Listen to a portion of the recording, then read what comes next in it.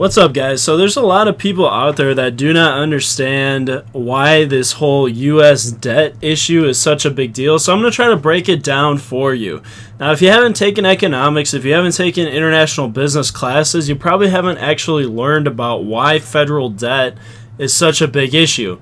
So basically, statistically around the world, if you look at throughout history, anytime a nation has massive amounts of federal debt, that nation has always had a currency crisis.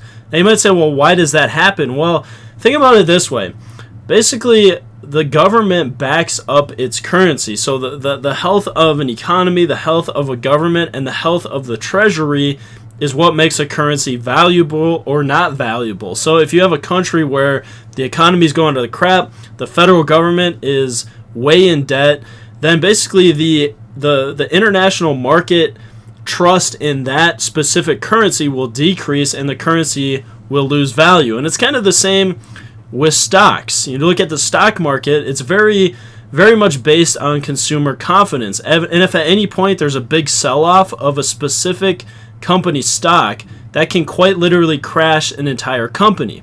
So we have the same thing going on with currencies. Currencies are basically traded, and they're almost traded like commodities on the market. The amount of trust that goes into a specific currency can essentially determine its value. So the problem with big amounts of federal debt is there is a breaking point there where the credibility of that nation and their credit goes down, and it gets decreased based on the amount of federal debt that a country has. Now, we've seen this with a lot of smaller countries, and actually even more recently in the European Union, certain countries like Greece and I believe Spain was in there as well, had major issues with having too much federal debt, and it actually caused a big currency crisis in the European Union. And, obviously the European Union is a compilation of many countries, and they all share a common currency, which is the euro. Now, the big danger in the United States is that by the U.S. federal government having large amounts of federal debt, there is a point where that debt gets so big and so overwhelming that it can literally threaten the safety and security of the U.S. economy. And most would argue that it's actually at that point already. So we are basically on the cliff of a potential economic collapse. And you might say, well, how does that make sense? And this has actually happened before. If you look at the crisis that happened in 2008, and pretty much any economic crisis you have, it's always debt-based. Whenever a country or a specific industry gets overwhelmed and gets over-leveraged, that's the point where you can have a currency crisis, and there can be these big runs on the banks, and the whole financial system can collapse. So the financial systems, when they loan money, they essentially create new wealth. Okay, so if you've got all this debt, and let's say that debt exceeds the GDP of a nation, that means that there is more debt in the nation than there is actual wealth. And so let's just say that at some point there was a day of reckoning where all that debt needed to be paid off. It would be physically impossible. And so what you have is literally a collapse of the financial systems. Now you go and put your money in a bank, right? So you go put your money in a bank account, and you just assume, well, that money's sitting in that bank account, but that's actually not what's happening. What banks do, and the way that banks make money, is they take that money and they reinvest it, so they loan it out to various people. They loan it out to people buying houses, they loan it out to people buying cars, they loan it out to small business owners that are looking for capital, they loan it out in the forms of various credits to different people and agencies, and that's how banks make their money. They make their money on the interest payments of those loans. Now, at any given point, banks in the United States are not required to actually keep 100% of the amount of cash. Like, let me figure out how to explain this. So let's just say you have a bank and they have $100 million in people's money that is saved at the bank. Well, any bank in the United States is not required to keep $100 million stored at the bank. They're only required to keep a small percentage of that. And so what happens is if you have a run on the bank, like what happened with the Great Depression, is the banks actually shut down because they don't have enough money to pay out and give people all their money back. So this is kind of the, I guess, the way the financial systems work. Now, if you have, if you had great grandparents or people that grew up during the Great Depression, I mean, some of these people literally have money stored in mattresses and in safe boxes and stuff like that, because if it's not in the bank, then they know they can at least get access to their money. So that's kind of the whole gist of the banking system, and that's why having large amounts of debt is a huge threat to the U.S. economy. Now let's look at the Great Depression. Well, the Great Depression, what happened there is you essentially had people that were taking out loans to buy stocks. And so we all know that the stock market is volatile. We all know that it's not wise to invest too much money in the stock market. It's kind of like a nice thing to do on the side, but you also want to have a big bank account and have other assets that you're investing in that are a little bit more predictable. But what happened is leading up to the Great Depression, all throughout the 1920s and stuff, is basically the stock market was seen as the next big gold rush. And so you had people taking out bank loans to buy stocks, and it was creating money that did not exist. And so when there was a day of reckoning that came along and there was a big run on the banks had to shut down. And they basically went bankrupt because all their money was loaned out and the banks themselves were over leveraged. Now, if we fast forward to 2008, we had a big crisis in the housing market. Okay, so basically the housing market in the kind of, after 9/11 and all that, and even kind of pre 9/11, there was a big push for people buying houses. And I literally heard about people that were taking out loans, and what they would do is they would take out a loan, buy a house, and then they would rent that house out. And then they would take that money and then get a new loan on a new house. And I literally heard of people that own maybe 30 houses, and they had loans on 30 different houses. And so when, let's say, all of a sudden there was a downturn in the market, some of their houses lost value, those people were totally screwed, and they had to sell off a ton of their assets. Excuse me. So basically what we're facing today in the United States is something similar, where it's the government that owns the debt. And there is going to be a day of reckoning at some point. Either that debt needs to get paid off, or there will be a day of reckoning. Now, it's interesting because if you look at politics and how this affects social policy, anytime that the federal government is making decisions that are adding to the federal debt, that is a huge problem. So my big problem with Obama is not necessarily the principles behind the policies that he's passed. It's more about the fact that he passed certain policies at a time when the nation could not afford it. And we can blame George Bush as well. So between Obama and George Bush, they added ridiculous amounts of money to the federal debt. And now you've got Donald Trump in a position where he somehow has to figure out a magical way to clean up this big mess. Now, what Obama was doing is, it seemed like the economic advice that he was getting was that, well, we could just inflate our way out of the debt. Now, we don't have specific evidence of that, but it seemed like the policy, the things going out at the Federal Reserve were taking on an economic policy that was saying, well, we'll just inflate our way out of the debt. Now, the way that inflation works is, obviously, we don't like the word inflation, and it's not a good thing. Most economists don't, accept the fact that we have inflation, but most would say that it's not a good thing, especially for everyday people. But let's just say you're looking at $15 trillion in debt, or $18 trillion or $19 trillion in debt.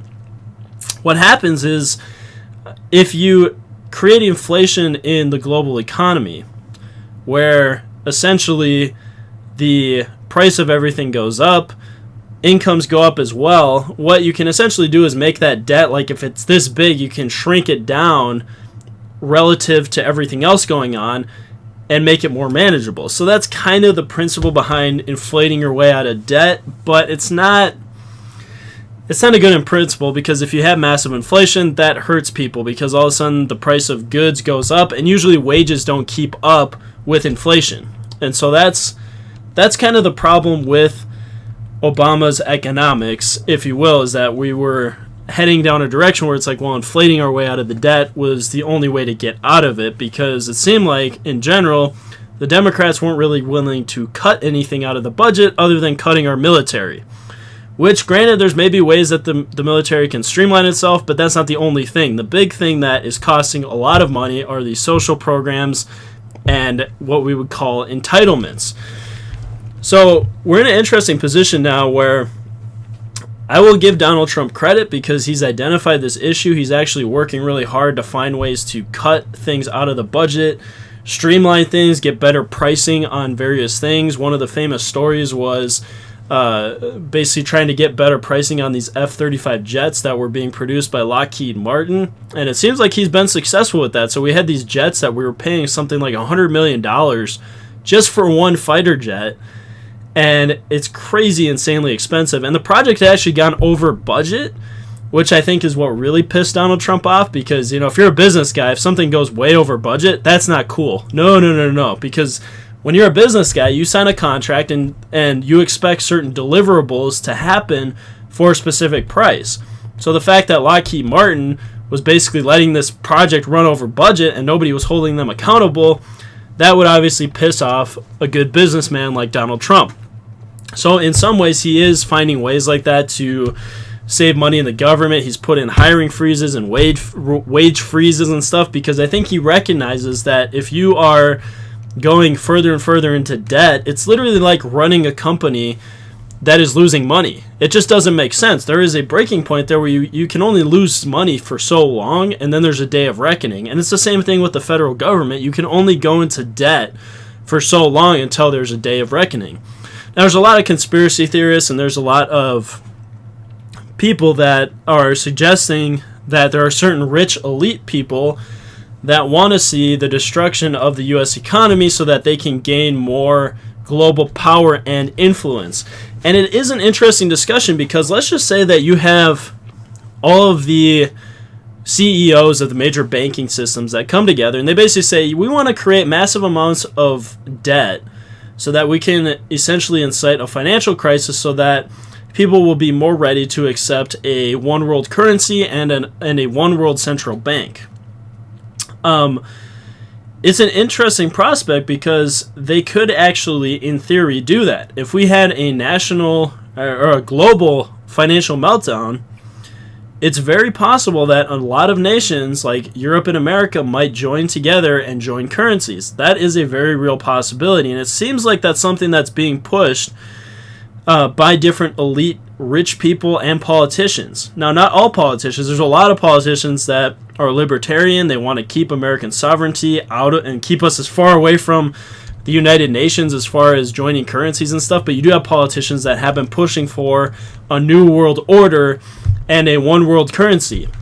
And so this whole debt issue, like, people just kind of write it off because they're like, well, it's not affecting my daily life. It's like, yeah, but it's not affecting your daily life right now, because we haven't had that big financial meltdown that is going to bring in the apocalypse, okay? I mean, that hasn't happened yet, but there is a point where it will happen. My economics professor in college, he said, he quoted the famous phrase that we have in economics, that there's no free lunch. So basically, anytime that you make certain decisions, there's always consequences, there's always ramifications for that decision. And don't be mistaken, the U.S. debt is not going to go away. There always is a day of reckoning, and there will be a day of reckoning with this. So really the hope that we have at this point is that we can get a series of good politicians who can get the U.S. economy out of debt. And who knows if it's going to happen, because it seems like Donald Trump is committed to it, and he's taken steps to try to get the U.S. out of debt. So I will give him credit for that. But whoever succeeds him, who knows? I mean, who knows who the next president of the United States is going to be after Donald Trump, and that person might not be as committed to getting the U.S. economy out of debt. And we just might have one of the biggest financial meltdowns in history. So yes, you might have to buy your guns now, build your bunkers, get your foodstuffs and your food stores saved up under lock and key, because we honestly have no idea how bad this whole thing can get.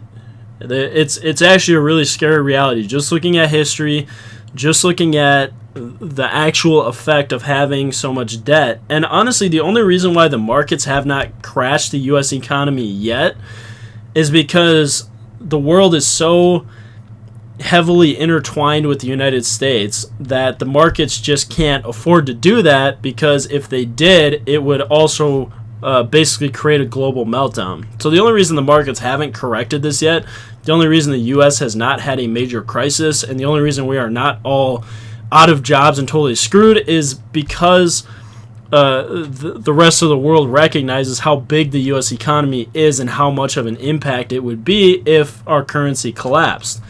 Having said that, if China gets big enough, if India gets big enough, if some of these countries get big enough economies, you can darn well expect that the U.S. economy will collapse if we have tremendous amounts of federal debt. You can expect that. So it's at a point where it needs to get dealt with.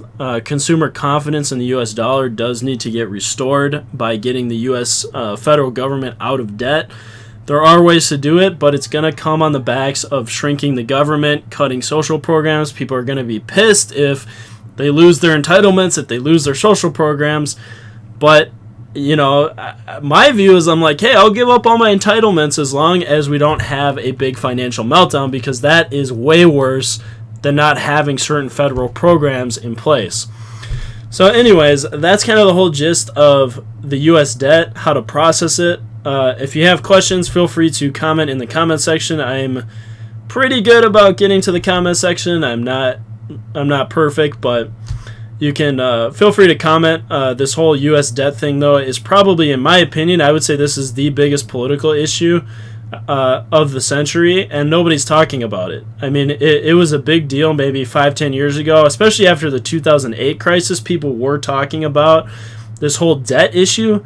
But for some reason, it's like everybody just thinks like, oh, out of sight, out of mind. It's not affecting me. I'm not going to think about it. It's like, yeah, well, if crap hits the fan, you will be talking about it. And I would like to avoid crises before they happen. So anyways, if you're watching this, if you're a U.S. citizen, you need to harass your senators. You need to harass your congressmen. You need to harass everybody in government that you know or have access to, because this U.S. debt issue does need to get taken care of, or we're all going to pay for it.